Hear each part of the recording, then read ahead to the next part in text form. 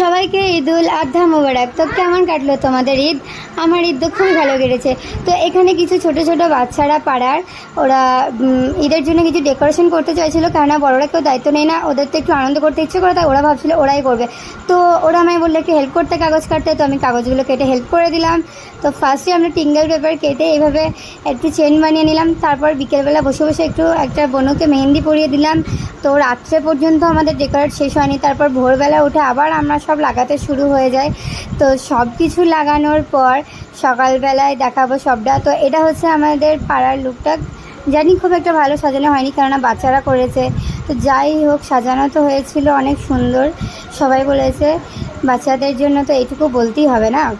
তো সকাল সকাল আমি আর বনু বেরিয়ে পড়লাম পাড়ায় একটু ঘুরতে। তো গাইজ, আজকের মতো বাই, দেখা হচ্ছে নেক্সট মিনি ব্লগে। তো সাবস্ক্রাইব মাই চ্যানেল।